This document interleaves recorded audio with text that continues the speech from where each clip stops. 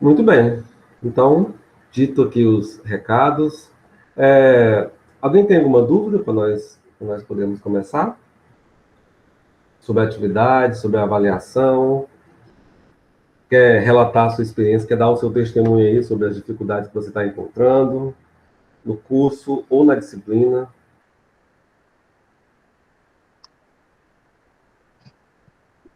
Eu acho que no curso, acho que é quase todo mundo, tirando umas exceções, né? Que é geometria, que nós temos prova segunda-feira. Só Jesus para abrir a minha mente, pelo menos eu estou um pouquinho apreensiva. Graziele diz, essa prova de geometria, realmente geometria é difícil, pessoal, mas uma coisa que ajuda muito é você não deixar de perguntar, fazer as perguntas certas e exercitar. Matemática sempre tem que ter o exercício, tem que exercitar bastante. E tem uma hora que você está exercitando que você fala, opa, descobri. Quando você consegue exercitar muito, você consegue descobrir e entender. Graziele Lara, uso inadequado do si. Não entendi. É aquilo que eu acabei de falar, né? A, o exercício, a atividade número um, foi que você fizesse uma função, um algoritmo ali que dissesse, revelasse a média do aluno. Não precisava dizer se esse aluno é aprovado ou não. Isso não precisava estar no código. Só precisava simplesmente que você dissesse a média. A média do aluno é X. E aí eu percebi que alguns colocaram a média do aluno é X, aí se média igual 6, aprovado, e aí parava por aí. E outros diziam, se aprovado, X, se reprovado, Y. Então,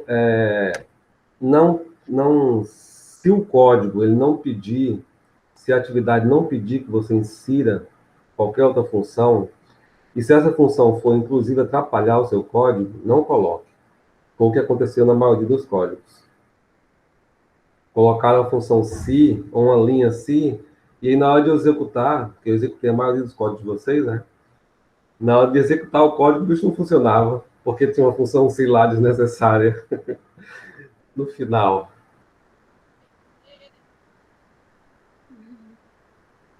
Eu acho que a minha saiu média. Só média. Exatamente. Não, se perde a metade da nota, sim. Na verdade, no semestre passado, eu desconsiderava tudo, porque se o código não funciona, você não conseguiu atingir o resultado, né? Mas aí eu levei em consideração o restante do código. Vocês escreveram ali, quase acertaram, né? Então, ficou a Professor, e metade. quando a nota sai lá 10 de 10? 10/10. É justamente esse um. É uma das notas que vai compor a nota final. Ah, tá. São quatro notas de 10, né? Vamos falar assim. Sim. E aí as quatro vão somando tudo, se você tirar 10 nas quatro, vai ficar com 40. A prova final, que é uma prova escrita, é uma prova feita online na hora, ela vale 60. Aí se você tirar 60 na prova, juntar as duas, aí dá 100. Tá 10. Uhum. Luana, Professor, o senhor colocou lá no comentário no meu que não funcionou o código, mas eu baixei, tanto copiando e colando, ou então baixando o arquivo, ele foi direitinho. Não entendi. pois é, eu executei no Visual G, né? Coloquei lá Eu o também código do coloquei Visual no G. Visual já. Baixei ele, tanto abrindo como copiando e colando, ele foi direitinho. Você depois me lembra de a gente ver Tá bom. o código junto, ou aqui na Tá. sala, ou em outro momento, se você preferir. Só me lembra para a gente fazer, tá bom? Uhum. E também outros, se tiverem com algum problema nesse sentido, quiser testar comigo o código, a gente faz lá junto, tá? Muito bem, então vamos lá. Eu já deixei o material, apostei o material ontem, alguns já tiveram a oportunidade de ver. Se não, vou colocar aqui ele agora.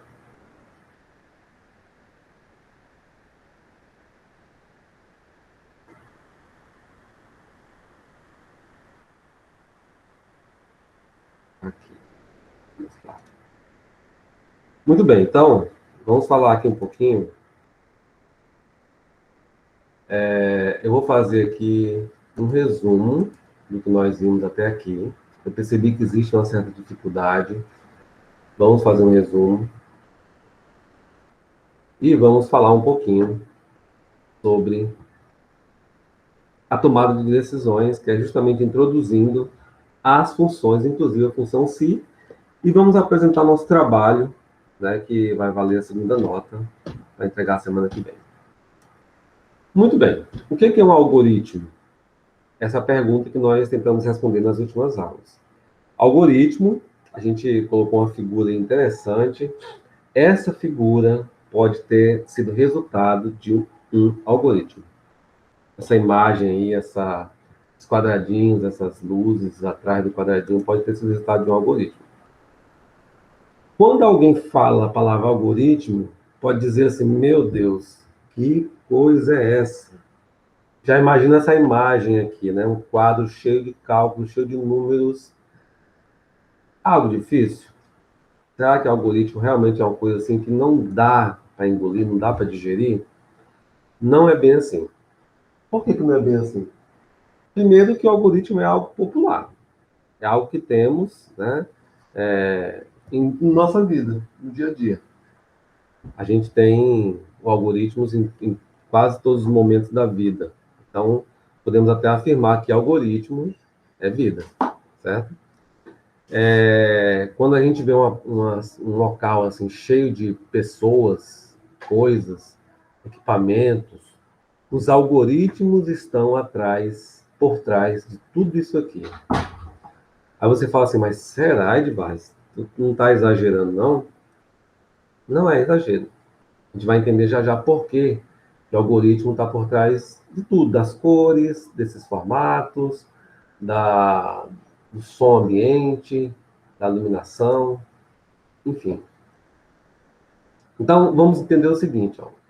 Quando você acessa sites para fazer uma pesquisa, ler um jornal, ler e-mail, redes sociais, né, para você conversar, namorar, fazer qualquer coisa, comprar, tudo isso ocorre graças aos algoritmos.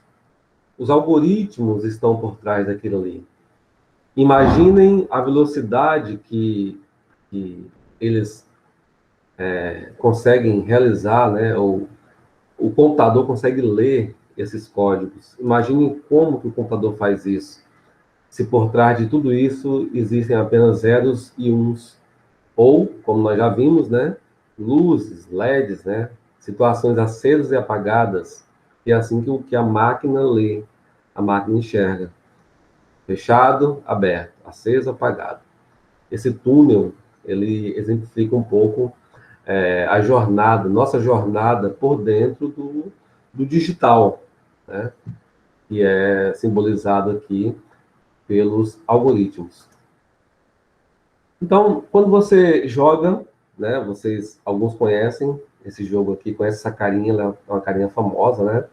Quando você joga o seu game mais favorito ali, existe algoritmo por trás. Essa foto, esse biquinho aberto, as situações, todos eles são fruto de algoritmos, de bits, né? Quando você joga um jogo mais clássico, mais antigo, né? Super Mario Bros, por exemplo, alguns lembram, talvez alguns joguem, né? Também tem algoritmo. Aquele sonzinho do Super Mario, esse gesto dele aqui, esse fundo azul, os tijolos, também encontramos algoritmos. Mas, se você joga um jogo mais pesado, um jogo mais realista, né, você também encontra algoritmos. Então, até mesmo em situações que você pensa assim, não, mas aqui não. Aqui é muita perfeição para ter algoritmo. Aqui também tem algoritmo.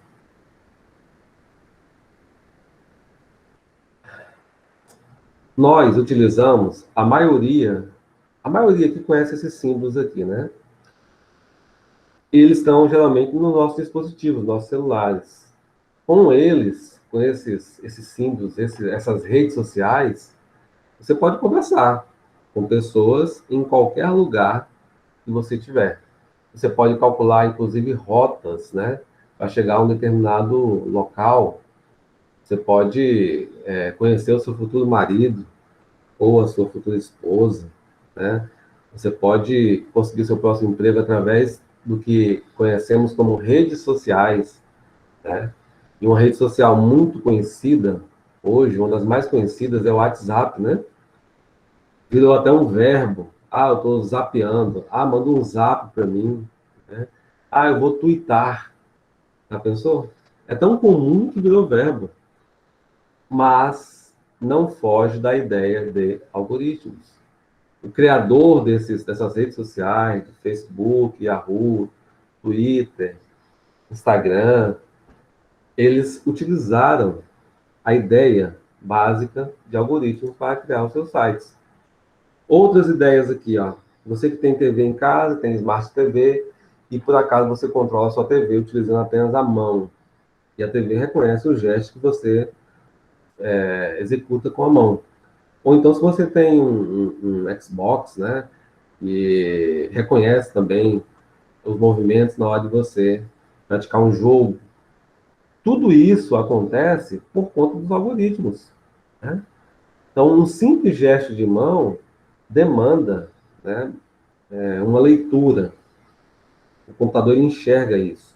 E também isso acontece graças ao algoritmo. Pensa em carros de luxo, né? Carros super equipados, igual esse que alguns têm aí, né? Existem carros modernos que podem estacionar sozinhos, frear, ser dirigidos sozinhos, tudo sendo controlado por computadores, sensores. E esses sensores, adivinha quem está por trás da programação deles? Algoritmos. Então, gente, Professor, então até aqueles programas que faz os prédios, ele também é algoritmo? exatamente. Até os programas, AutoCAD, programas de projeto, né? Em geral, É, aqueles projetos que já montam em 3D, assim, você faz aquelas coisas já prontas. com certeza, algoritmos. Por isso que o algoritmo é assim, dizemos, né, que ele é a base. Por isso que ele é tão importante vocês entenderem agora, nesse primeiro período, né, essa ideia por trás dos algoritmos. Por isso que é importante você cansar um pouquinho e pegar o seu código e pensar, né, e tentar executar sozinho. Não copiar e lá na internet algoritmo que calcula a média. Não, se você fizer isso, você vai estar impedindo o coitado do seu cérebro de pensar. Deixa o coitado pensar, deixa ele expandir, né? Não atrapalhe esse fluxo natural da criação da inteligência, né? Então, pense, faça sozinho, quebre cabeça, dá trabalho, eu sei, mas vale a pena. Então, como nós podemos definir o tal do algoritmo? Como definir algoritmo? Manzano, ele define assim, ó. Preste atenção a essas definições, que elas podem cair. Já falei sobre isso, né? Mas todas as nossas aulas são aproveitadas na avaliação final, que vai valer 6 pontos. Então, entendam, façam perguntas, elas podem sim cair como questões na nossa avaliação final. Então, algoritmos são conjuntos de passos finitos e organizados, lembrem, que, quando executados, resolvem um determinado problema. Então, ó, palavras-chave aí, né? Finitos, organizados, resolução de problemas. Então, um algoritmo, ele faz isso, né? Primeiro, na construção dele, você já deve ter em mente que o algoritmo ele vai ter um ponto, limite, onde ele vai parar, né? E ele também tem que ser organizado. Não posso escrever um algoritmo de qualquer jeito. Não posso escrever um algoritmo colocando linhas excedentes que não sejam linhas de comentários. Então, Eles vão resolver o problema se eles forem escritos dessa forma, se seguirem este conceito aí, tá? E esse livro, essa definição eu tirei desse livro aqui. O Manzano, ele fala um pouco sobre algoritmo e fala sobre algumas técnicas, enfim. E agora, caiu aqui num assunto que eu amo, gosto muito. Por quê? A maioria aqui já deve ter ouvido falar na proporção áurea, né? Nós utilizamos algoritmos até para calcular a beleza de alguma coisa. Exemplo, a proporção áurea. O conceito é simples da proporção áurea. Está vindo aqui embaixo? A mais B é igual a A dividido por B, que é igual a esse símbolo aqui, que quer dizer φ. Eu não sei se vocês estão vendo, que é uma letra grega, em homenagem a um matemático antigo, Phineas, se não me engano, que desenvolveu, então, essa ideia. Isso quer dizer o quê? Quer dizer que se eu pegar uma reta, né, e dividir essa reta em dois pedaços, por exemplo, imagine aqui, não sei se dá para você ver meu mouse aqui, se eu pegar essa reta, uma reta aqui, né, e dividir ela em dois pedaços, ou seja, daqui para cá é um pedaço, daqui para cá é o pedaço A, e daqui para cá é o pedaço B. Dividir essa reta em dois pedaços, e no final, dividir o pedaço maior pelo menor, o resultado vai ser isso aqui.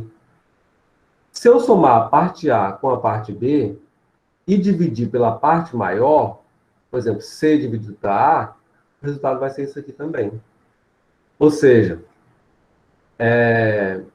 existe um número, existe uma sequência, que é a sequência que é chamada de sequência de Fibonacci. Que ele representa, como alguns dizem, a perfeição da forma, dos números. Isso aqui, pessoal, é importante demais. Eu gosto muito de falar sobre esse assunto. Por quê? Porque nos ajuda a entender um pouquinho da existência de um ser supremo, de um criador, de um ser, de uma inteligência infinita, né? Eu sempre falo isso, não é uma aula de religião, nem uma aula de culto, nada. Mas é uma realidade que o ser humano enfrenta e passa. E ele deve aceitar isso, quer ele seja religioso, quer não.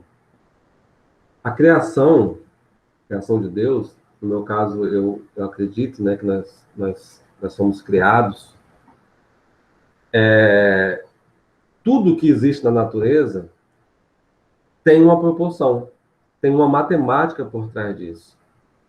Por exemplo, se você pegar o corpo humano, pegar o seu corpo aí, ó, e medir ele da ponta da cabeça até, aqui, da ponta da cabeça até a ponta do seu pé, digamos que é aquele ponto A, é o pedaço A da reta, e pegar o seu umbigo na mesma linha e traçar uma linha até o pé, depois dividir isso aí, dividir a parte maior pela menor, você vai ter esse número aqui, ó, 1,618. Depois faz o teste na tua casa. A mesma coisa acontece se você fizer isso com o seu braço aqui. Pega o seu braço, mede ele, e pega o seu cotovelo. Divide o tamanho do braço pelo tamanho do cotovelo. Qual é o número que você vai ter? Esse número aqui. Esse número é o número φ, né? Já viram essa imagem aqui? Com certeza já, né? Então, muitos utilizam a proporção áurea, que é o padrão de beleza, o padrão matemático da beleza, para criar coisas. Na natureza, nós encontramos isso em tudo. Não tem uma coisa que eu não quis medir, fazer o teste, você vê que existe essa proporção. Ou seja, Deus, ele é um super, ultra matemático. É perfeito a criação dele. Depois que eu comecei a entender isso aqui, a minha espiritualidade, digamos assim, ficou muito maior quando eu vi, né, entendi, através da matemática, como que as coisas funcionam, como que o Criador, por exemplo, um girassol ou uma flor, né? As semelhanças do girassol, elas vão se distribuir por proporção áurea, e isso ocorre também, não só no girassol, em alguns galhos, a estrela do mar. Pegue algum objeto, alguma flor, e você vai ver, se você medir cada pedacinho desse aqui, dividir pelo seu total, vai dar aquele número lá. Faça o teste depois. Existe um matemático chamado Fibonacci. Oi? A respeito disso aí é a primeira vez que eu ouço. Eu sabia do pé, tipo assim, dali do cotovelo até aquele tracinho assim da mão é o mesmo tamanho do teu pé, se você for medir dá certinho. Tipo assim, Pronto. tipo assim, eu escolho sapato só desse jeito. Eu vou lá, pego o sapato e mido aqui, ó, no antebraço, né, que os outros falam, é antebraço. Uhum, Aí dá o mesmo exatamente. tamanho. Essa eu sabia, agora esse daí de pegar e dividir e dar aquilo lá, eu não sabia não. Não, esse assunto é maravilhoso, né? Eu mostrei uma vez um vídeo, até tem alguns vídeos aqui sobre isso, de explicações mais detalhadas sobre isso, né? Tem de algumas pessoas, por exemplo, que eu não costumo fazer ninguém colocar fé na cabeça de ninguém, nem fazer ninguém acreditar em Deus, que não queira, né? Mas o nosso país é um país cristão, né? A sua maioria. Então, a maioria acredita em Deus.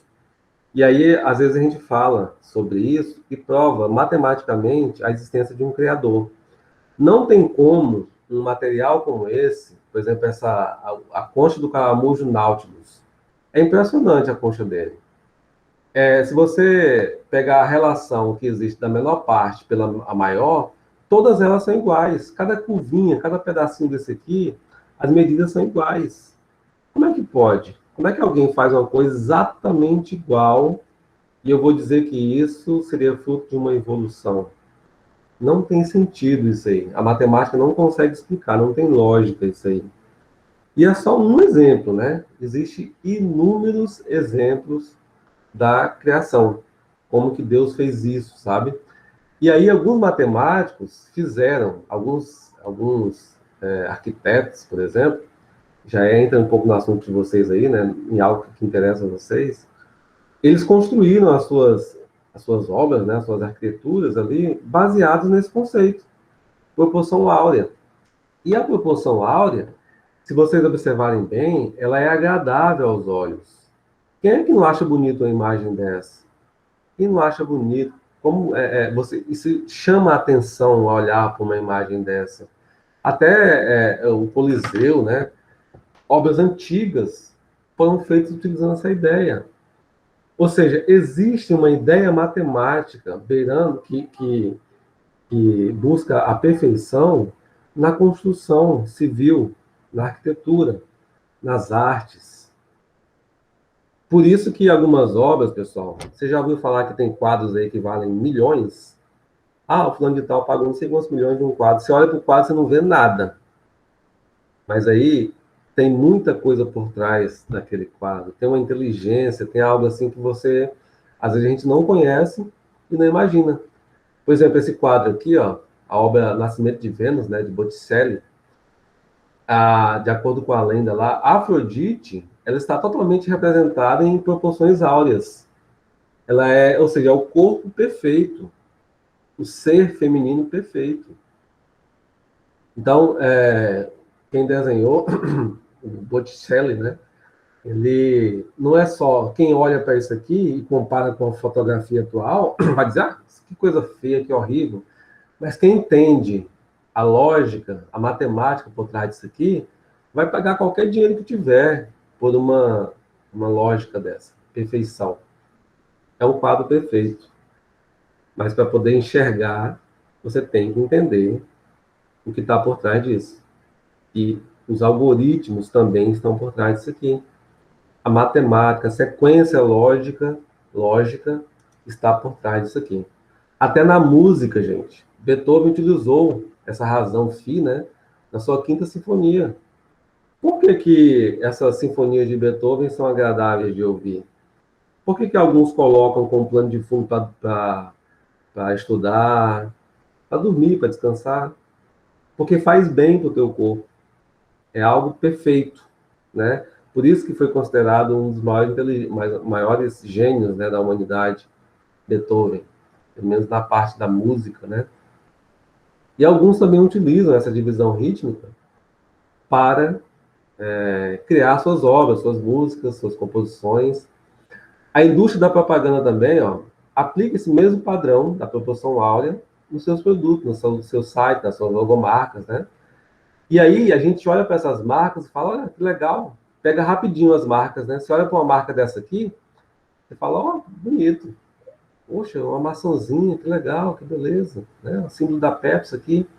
Mas todas elas, existe a proporção áurea aplicada. A parte menor dividida pela parte maior. Coloca-se no retângulo e tem-se a proporção áurea. E todos os pedaços ali, ó. Não é em vão, pessoal, essas marcas, né?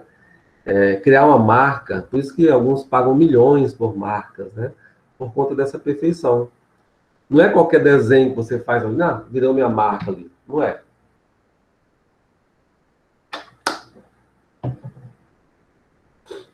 Então, existe todo esse padrão por trás das coisas.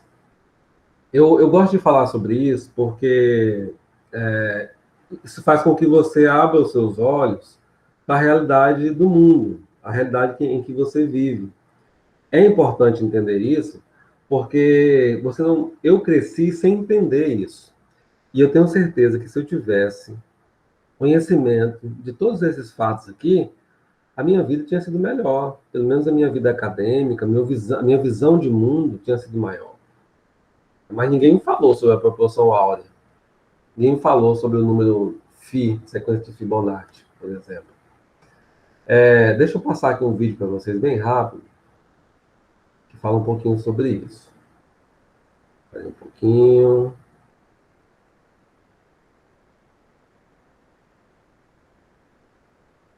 Deixa eu tentar.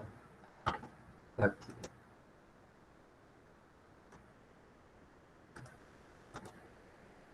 Aqui. Vê se vocês ouvem, pessoal. Deu para ouvir? Não. Não. Tá.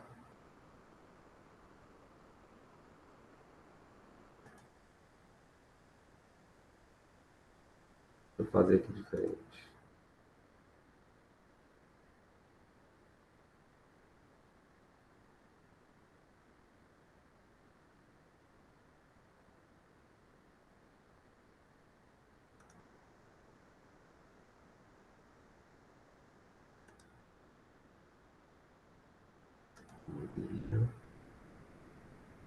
Aqui. Agora vai dar. Confirma aí. Que você pediu, eu vou falar um pouco sobre proporção Sim, agora tá dando pra escutar. Então vai lá. áurea. Recentemente foram publicados 3 artigos que viralizaram aí na internet e todos falam sobre o grande mito da proporção áurea. Inclusive eles citam o Mário Livio, o autor do livro Razão Áurea, a História de Φ, que por acaso é um livro muito bom e talvez o mais completo que eu conheço sobre o assunto. Não é um livro de design, mas é muito interessante e eu inclusive indico ele lá na biblioteca do meu site, que se você não conhecia, está conhecendo agora. Eu não sou autoridade nenhuma no assunto e o que eu vou deixar aqui é apenas a minha opinião, mas de qualquer forma eu fico lisonjeado e agradeço aqueles que entraram em contato comigo, até porque se não fossem vocês eu não estaria aqui gravando esse vídeo. Eu não preciso entrar em detalhes sobre a história da proporção áurea, até porque já existem muitas referências sobre isso, mas apenas para fazer uma introdução rápida e de maneira fácil de entender, é o seguinte. Suponha que eu tenha 2 linhas, A e B, e eu crio uma terceira linha, C, que é do mesmo tamanho que as linhas A e B juntas. Se eu dividir A por B, eu tenho um valor X, correto? Se eu dividir C por A, que é a maior linha depois de C, e eu também tiver X como resultado, isso significa que essa linha, AB, está cortada na razão áurea. Isso significa que X sempre será igual ou muito próximo de 1,618, que é o número que representa a proporção áurea e também é conhecido como Φ. E se por acaso minha linha A virar um quadrado e minha linha B virar um retângulo, eu tenho um retângulo C, que por acaso é o retângulo áureo. E só para constar, o retângulo B também é um retângulo áureo, ok? Por isso esse número é tão interessante. Tão interessante que esse número vem sendo explorado para tentar justificar origens da natureza, do universo e até mesmo do homem. E talvez, por ele ter esse apelo quase sobrenatural, ele venha sendo associado também ao conceito de beleza. Um livro que explora muito bem isso é o História da Beleza, do Só tirar aqui essa legenda, pessoal. Humberto Eco, e tem um trecho de uma citação do teólogo e filósofo Bonaventura, do século XIII, que eu acho muito interessante. Não há beleza e deleite sem proporção, e a proporção encontra-se em primeiro lugar nos números. E se voltarmos no tempo para uma citação do filósofo Filolau, do século V a.C., a gente encontra o seguinte: todas as coisas conhecidas têm um número, sem número não seria possível conhecer ou pensar qualquer coisa. Ou seja, o número é uma forma que nós encontramos de tentar tangibilizar nossa percepção sobre praticamente tudo. E isso é cultural. Sempre vamos usar números para defender nossas teorias, pois eles são vistos como uma espécie de comprovação indiscutível, quando na verdade não é bem assim. Todos nós sabemos que entre 0 e 1 tem número pra caramba. Mas enfim, proporção áurea é mito ou não? Segundo o dicionário online de português, uma das definições de mito é algo ou alguém cuja existência não é real ou não pode ser comprovada. Usando essa definição específica como base, eu tenho duas conclusões. 1. Se levarmos em consideração que o número áureo tem poderes mágicos e é um número que pode explicar a origem do universo, da natureza e do homem, a gente pode considerar que isso é mito a partir do momento que não temos comprovação científica sobre essa afirmação, pelo menos até onde eu sei. Mas veja bem, sobre essa afirmação e não sobre proporção áurea em si. E aí nós temos a segunda conclusão. Se eu pensar que proporção áurea é apenas uma relação numérica que por acaso é encontrada ou mesmo inspirada em algumas manifestações da natureza, que ela tem utilidade e função comprovadas, ela existe. Não tem como dizer que proporção áurea é um mito. As pessoas podem criar mitos com proporção áurea, mas não podem dizer que proporção áurea é mito. Mas isso tem importância para mim? Nenhuma. Eu não utilizo proporção áurea porque é um número ou uma proporção mágica que vai deixar o meu design maravilhoso. Proporção áurea não deixa o seu design mais bonito. Eu uso porque acho toda a história por trás desse número, no mínimo, muito interessante, mas principalmente porque acredito na proporção áurea como técnica, como suporte para uma linha de raciocínio e de criação. Se você entrar no meu portfólio online hoje, vai encontrar 7 projetos e desses 7, apenas 2 usam proporção áurea. O projeto Cefai, por exemplo, que por ser um curso de enfermagem me fez achar pertinente me inspirar na proporção áurea para defender isso como conceito. E eu aproveitei esse conceito como base para uma construção geométrica do símbolo. Só isso. E o Projeto Aires, que é uma empresa de consultoria ambiental, onde eu por acaso também decidi me inspirar na proporção áurea para criar uma solução visual. Repara como nesse caso o uso do retângulo áureo está bem óbvio, até porque é o retângulo que dá forma ao símbolo, mas no caso do Cefai, o uso do retângulo é muito subjetivo. Se eu não quisesse trabalhar com retângulo, eu não trabalhava. Poderia usar apenas o número, multiplicando cada círculo por 1,618. O retângulo, nesse caso, foi usado apenas porque eu quis trabalhar direto com proporções e não quis usar números. Eu noto que isso também causa muita confusão, então apenas para deixar claro, proporção áurea não é retângulo áureo. O retângulo áureo é apenas uma das formas de você usar proporção áurea. E por mais que ela possa ser encontrada muitas vezes de forma randômica, e muita gente acabe abusando disso e inventando proporção áurea em tudo quanto é canto, isso não tira a credibilidade dela como técnica. E não significa que as pessoas não façam um bom uso da proporção áurea. Ela é sim muito útil e pode te ajudar a projetar, mas claro, sem a obrigação de fazer seu design funcionar ou mesmo de ser bonito. Ter função não é o mesmo que fazer funcionar. Se proporção áurea não fosse importante, ela não seria uma das técnicas de composição mais usadas, principalmente em cartazes de cinema, que são mídias que precisam agradar praticamente o mundo inteiro. Eu não posso afirmar que o criador desse cartaz usou proporção áurea, mas eu certamente não estou inserindo o retângulo áureo de forma aleatória e tampouco distorcendo a imagem para ela se encaixar dentro da composição que eu quero. Seria uma coincidência? Não sei, mas eu acho pouquíssimo provável que seja. E se você for um designer que nunca usou proporção áurea na vida, não fica preocupado. Você não precisa de proporção áurea para se tornar um designer melhor, mas é bom que você saiba do que se trata. É isso, pessoal. Espero que você tenha gostado desse vídeo e que eu tenha deixado clara a minha opinião sobre proporção áurea relacionada ao meu trabalho e ao design como um todo. Como eu falei, eu não sou autoridade no assunto, essa é apenas a minha visão, então eu espero que esse vídeo te ajude a pelo menos formar sua própria opinião. Eu deixei vários links de outras referências aí na descrição, inclusive de coisas que não foram mencionadas aqui no vídeo, então sugiro que você dê uma olhada. Não esquece que todos os vídeos aqui do canal são legendados em português e também possuem versões transcritas lá no meu site, waltermatos.com, e assim você pode acompanhar ou rever. Tudo bem. O restante aqui é propaganda, né? Mas a ideia que a gente quis passar foi essa. Apesar de que ele falar ali, ele fala no final que a proporção áurea não tem tanta importância e tal, eu vejo diferente. Eu já estudei um pouco mais sobre isso. e vi a presença dela em várias outras áreas da vida. Então não é só na arte, né? Mas você, acho que deu para entender melhor como que funciona isso aí, não é?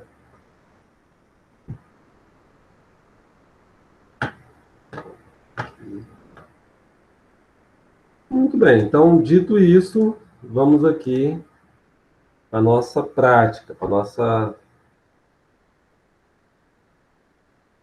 nossa realidade, que é a construção de algoritmos. Então, veja, vamos lá, começar a pensar um pouquinho, né? Nós já fizemos esse exercício mental, mas vamos fazer de uma forma ilustrativa aqui agora. O simples ato de você atravessar a rua, né? Você pensa ali, quero atravessar a rua. Você pode fazer um algoritmo para isso. Que algoritmo você faria para atravessar a rua? Quais são os passos que você daria para atravessar a rua, né? Então, tá aí. Construímos aí o algoritmo para atravessar a rua. Na verdade, são os passos que viram uma rotina. E se eu fizer isso, por exemplo, todo dia, seguir essa rotina, eu estou seguindo um passo que eu criei e defini, organizei para atravessar a rua. Então, quais seriam os passos? Observe que ele está ali organizadinho, né? Está alinhado, está identrado, né? Cada parágrafo ali, um embaixo do outro. Então, veja, pelo menos assim, as categorias, né? Olha para a direita, olha para a esquerda, segundo, na sequência, se tiver vindo o carro, faz o quê? Não atravessa. Se não, atravessa. Finaliza o se, finaliza o algoritmo. O que você percebeu aqui já, né? Quando você quer seguir um passo para executar uma tarefa, você se depara com opções. E essas opções, você traduz dela com a palavrinha se não. Aqui nós encontramos o exemplo, né? Você vai atravessar o carro, olha para a direita e olha para a esquerda, porque senão o carro vem, né? Te pega. Se tiver vindo o carro, veja, o se está aqui, ó. Se vir carro, atravessa. Não atravessa. Ou então atravessa. Você que vai definir essa lógica, né? Se você quiser se matar, por exemplo, você vai colocar aqui atravessa, né? Se não, aí, no caso, você atravessa, certo? Fim, se, fim, algoritmo. Então, essa rotina são passos, sequências de passos criados para que você execute uma ação, né? E aí, como é que eu posso escrever esse algoritmo, né, de outro jeito, assim, né? Então, veja, ó, algoritmo, atravessar a rua. Olhar para a direita, olhar para a esquerda. Se tiver vindo o carro, não atravessa. Se não, atravessa. Fim, sim. E aqui, olhar para a esquerda, tá vendo? Não. Ao invés de olhar para a direita, olha para a esquerda, depois olha para a direita. Se não estiver vindo o carro, atravessa. Se não, não atravessa. Pergunta: esse algoritmo é igual a esse algoritmo? Ou melhor, faz a mesma coisa? Atravessa a rua com segurança? Sim ou não? Sim.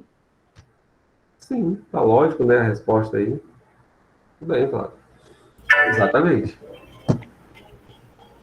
Fala aí, quem vai falar? Sim, porque o significado, se não estiver vindo o carro, atravesse. Não. E aqui só mudou o não para embaixo, que não atravesse. Ele é o mesmo. Exatamente. No final, o que vai acontecer? No final, não. Você vai atravessar a rua. Sim, vai atravessar. Mas aqui, ó. Se não tiver, que pode passar, né? Exatamente. Mas aí, ó, de qualquer forma, você vai atravessar em segurança. Sim. Porque você só mudou aqui a sequência, né, de uma ação que você fez. Aqui olhar para a direita, aqui olhar para a esquerda. Contrário aqui, né? E ao invés de, se tiver vindo o carro, você não atravessar, se não tiver vindo, você atravessa. É a mesma coisa. Percebam a sequência lógica por trás disso aqui. Então, você pode utilizar essa ideia para criar os seus algoritmos também. Quando eu der uma ideia ali para você, não se apegue somente a ela. Por exemplo, eu quase que vi alguns tentando fazer isso com a função se, mas parece que pegaram o código pronto, copiou e colou. Mas se você tivesse colocado uma função se bem feita, bem elaborada, como eu vi gente que conseguiu fazer lá no algoritmo da média, você não tinha errado, né? Assim, você tinha só descumprido a ordem que era fazer o algoritmo que mostrasse a média, né? Mas você não tinha errado o código ali, né? Basta que a gente pense um pouquinho, o raciocínio que dá certo. Mas a gente está no caminho certo, estamos indo. Então, veja, ó, só que se você colocar os passos em qualquer ordem, você pode ter problemas. Por exemplo, aqui, ó, um algoritmo certo e um errado. O correto, você olha para a direita, olha para a esquerda. Se tiver vindo o carro, para, não atravessa. Se não tiver vindo, atravessa.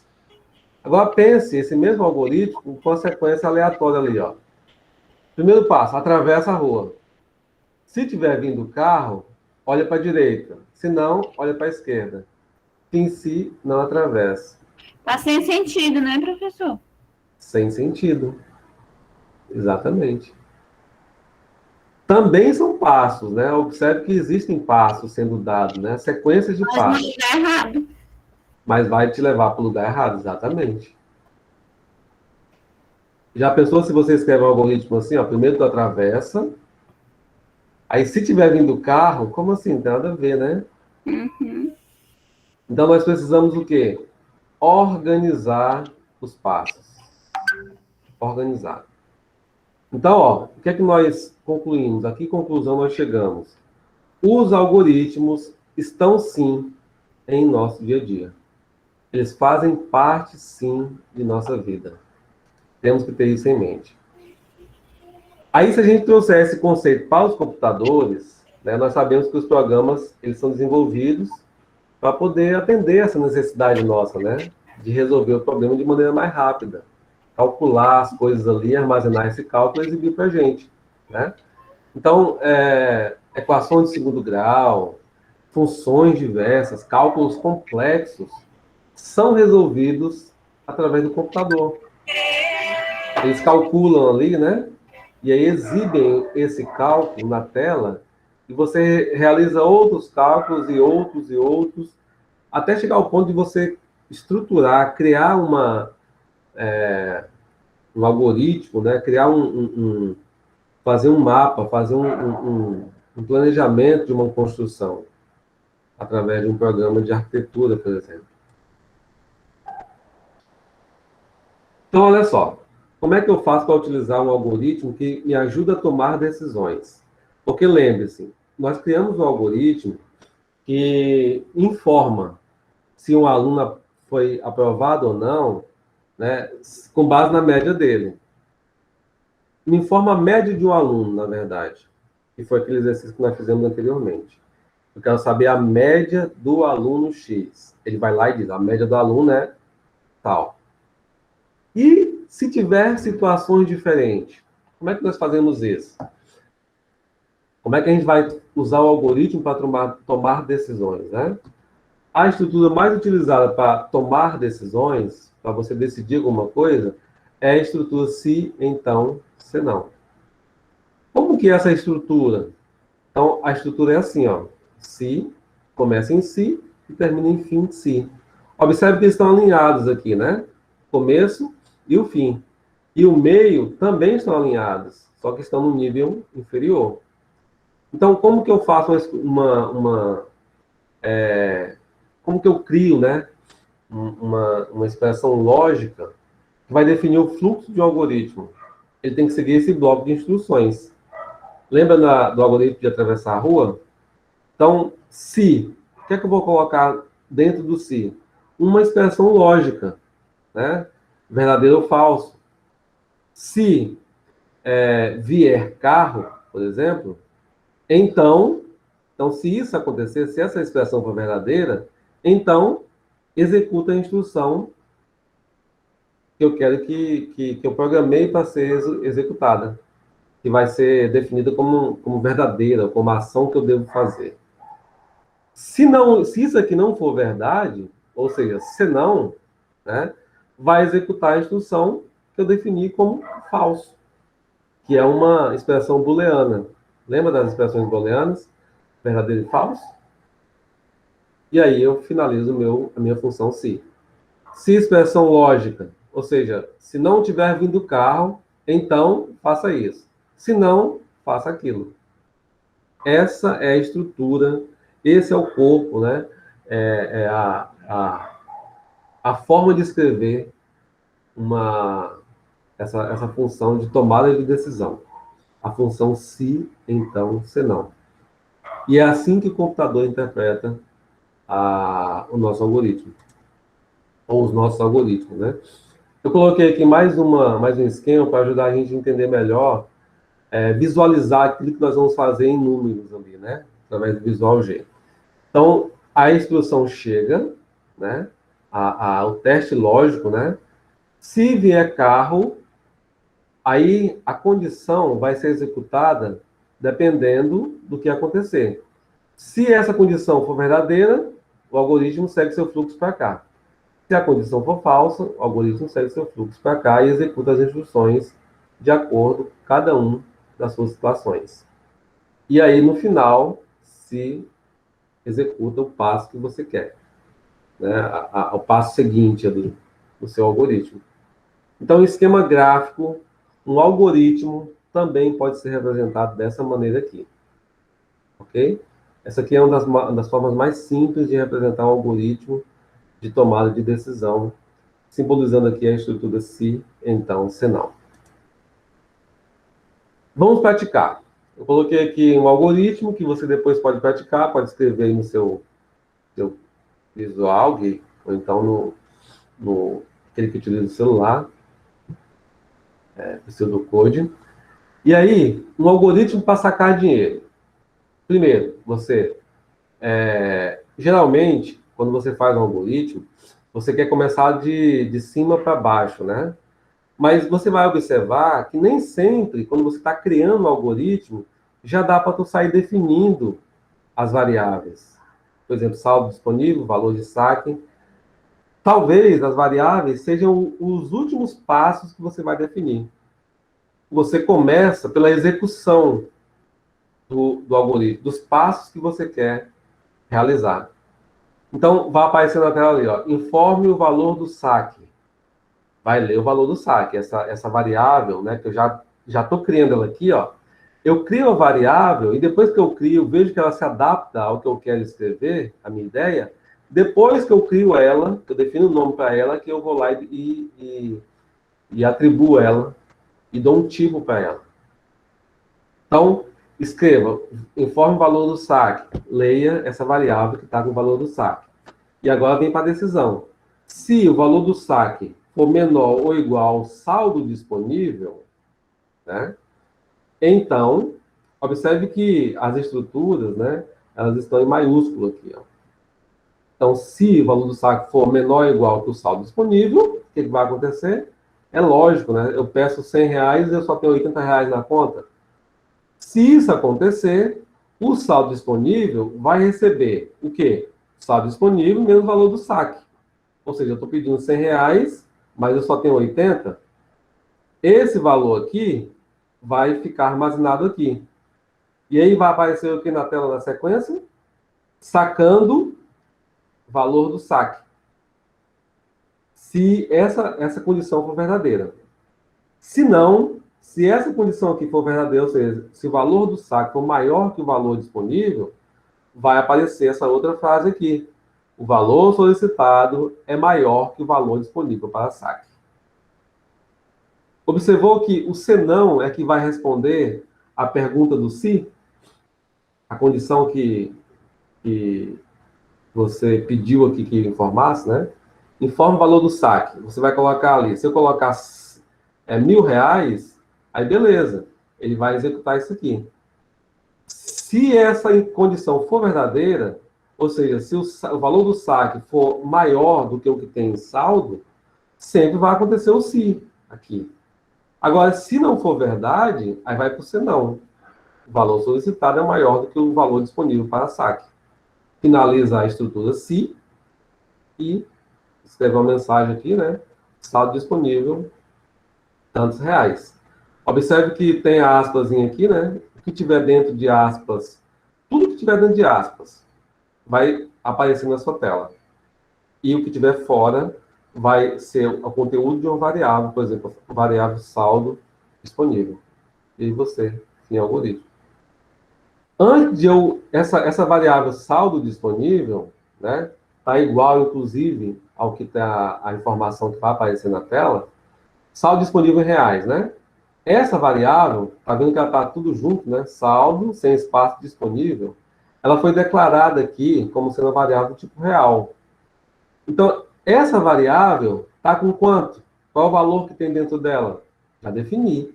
Ó, variável saldo disponível recebe 1.000. Ou seja, o que é que aconteceu? Nós assumimos que há um valor de R$ 1.000 disponível para saque nessa conta. Então, se na hora de eu efetuar o saque eu pedisse R$ 900, tranquilamente ia ser o saldo disponível e ia ser disponibilizado para mim esses R$ 1.000. Se não, né, ele ia dizer o valor solicitado é maior do que o valor disponível para saque. E no final ele vai dizer, ó, eu saquei R$ 900, o saldo disponível agora ficou quanto? Era 1.000, só que 900 por 100, né? Vai mostrar a senha aqui.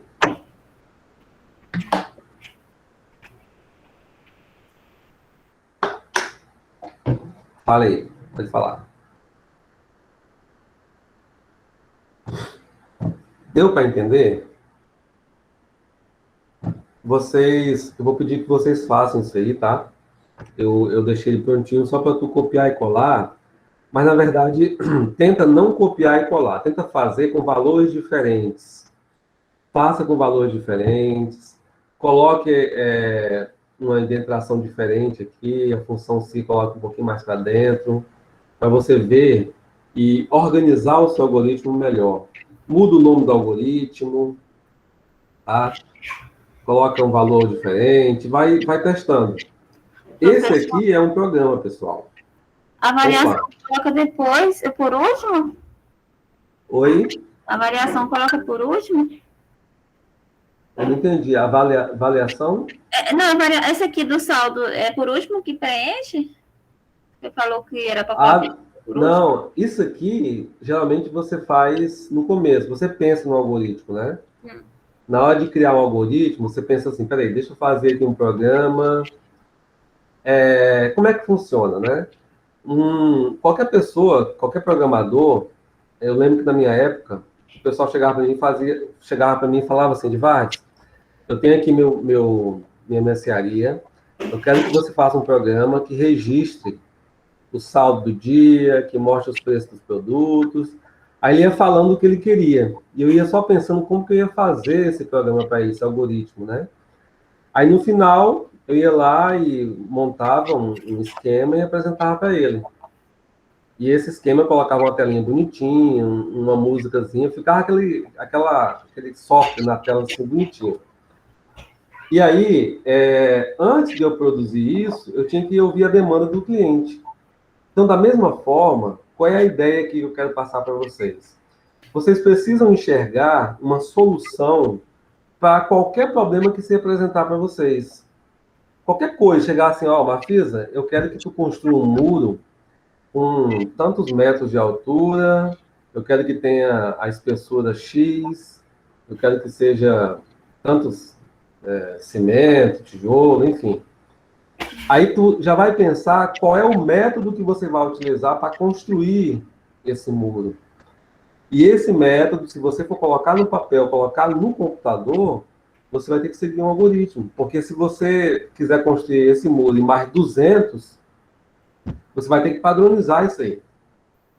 E essa padronização é exatamente a ideia que nós queremos atingir, que é padronizar passos, ler algoritmos, criar algoritmos. E aí, respondendo a pergunta da Mafisa aqui, né? Por que eu disse que é importante você declarar as variáveis no final? Porque na hora que você está criando, você está pensando no seu programa, pensando numa solução para para resolver o problema do cliente, resolver a demanda, você vai colocar aqui nomes aleatórios. Por exemplo, o que é que eu quero que apareça para o cliente? Informe o valor do saque. Ou então, informe quanto que você quer sacar. Ou então, diz aí, brother, quanto que você quer. A mensagem que você quiser colocar aqui, você vai colocar.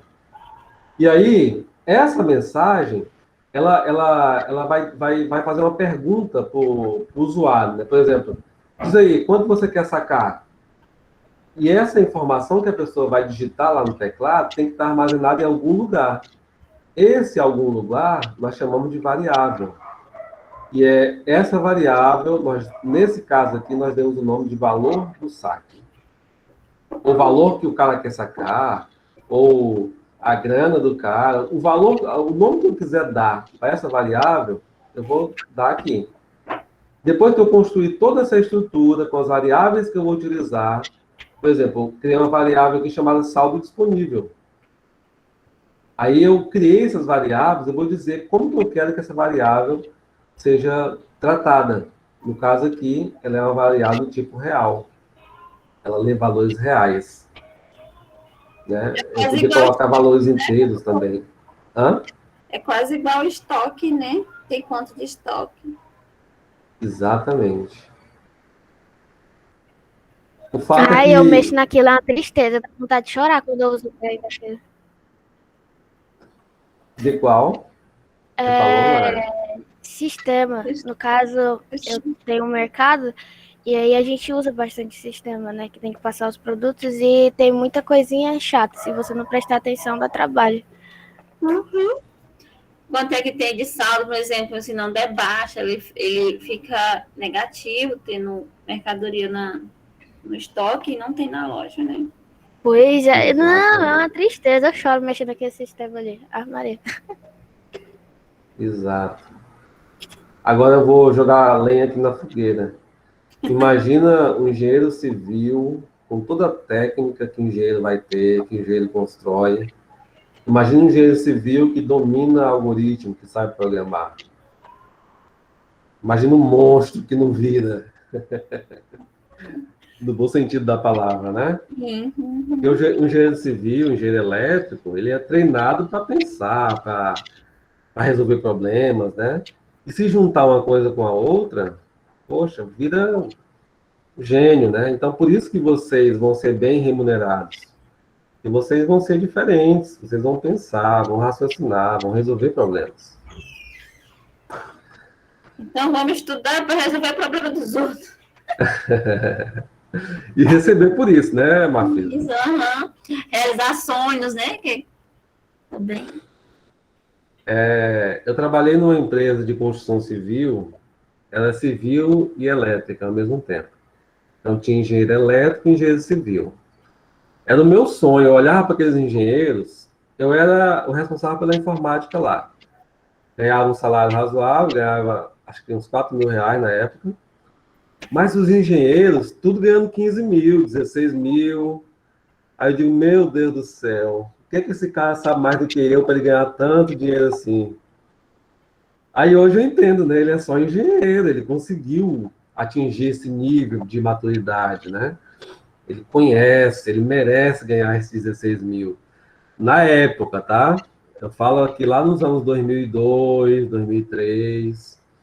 Hoje, com certeza, assim, se bem que o país não está tão bem, né? Mas com certeza engenheiro não ganha tão mal. Então já vão com isso em mente. Todo dia, quando você acordar e estiver desanimado, não quiser estudar, lembre-se, eu vou me tornar engenheiro, eu vou passar no concurso, eu vou ganhar bem, eu vou comprar aquele meu carro que eu tenho um sonho, vou fazer aquela viagem, vou construir eu mesmo vou construir minha própria casa. Lembra disso. Pessoa, né? Vou trabalhar para formar meus filhos. Exatamente. Isso aí. Então, façam isso, né? Eu vou deixar isso aqui para vocês fazerem. Essa é a minha motivação, lembrar que sou pobre. Ai, ai. Exato. A Marádia também.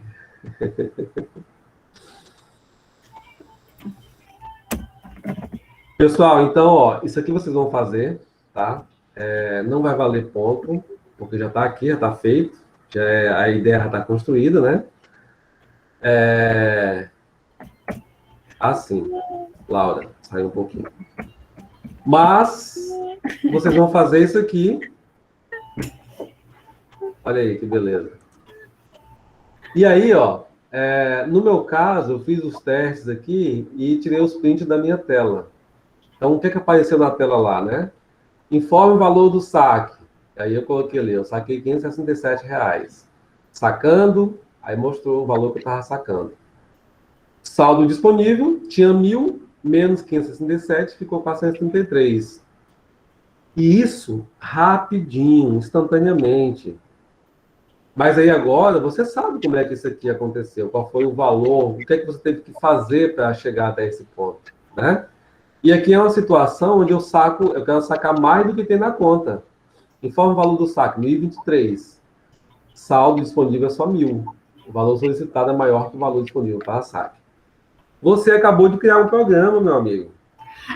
No caixa eletrônico sai isso mesmo. Quando a gente pensa que tem um dinheiro lá e não tem. As tarifas já entrou, já comeu o seu dinheiro. Quando faz colocar o saque lá, não existe. Isso acontece comigo direto, tá? Sai essa mensagem, bem. Comigo também, quando tem que pagar boleto. Então, veja só. Tudo isso acontece graças à função se, então. Agora sim, meus amigos, vocês estão preparados para usar a função se, né?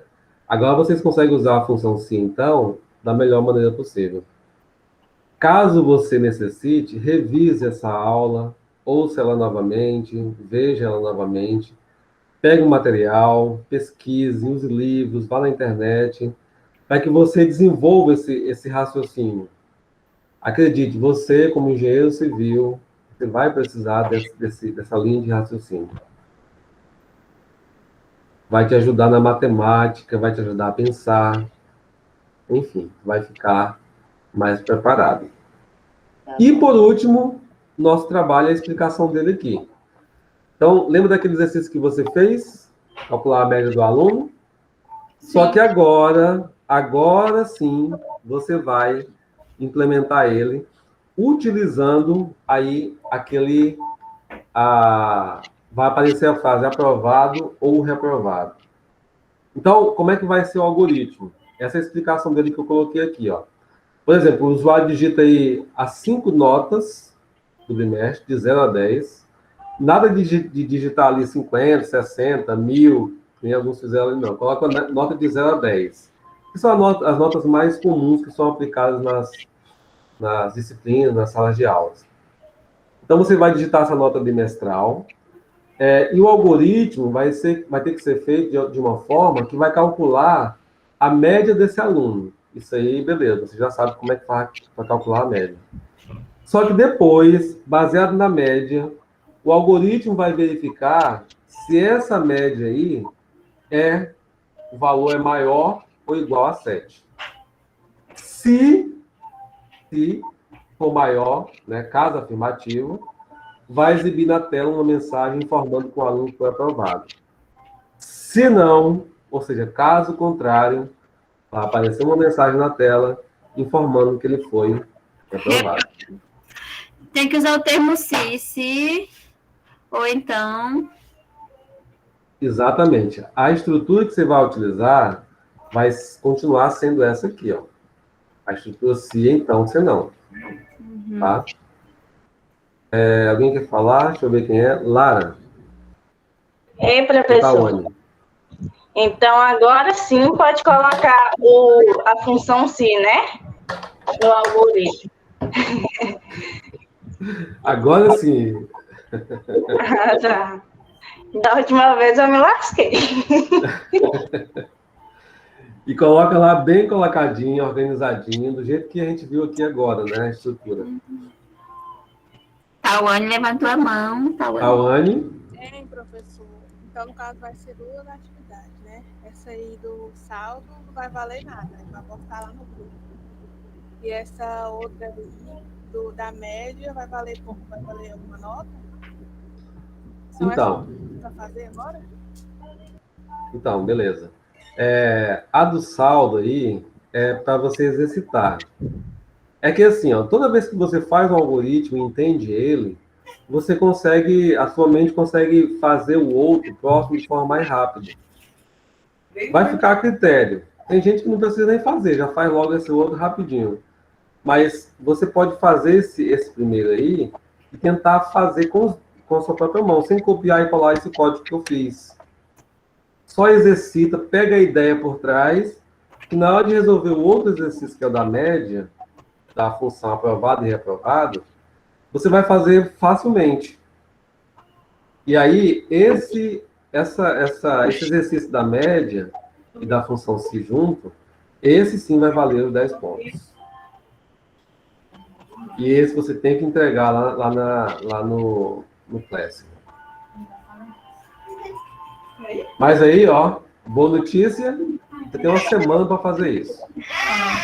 Vem. Você tem uma semana para fazer isso.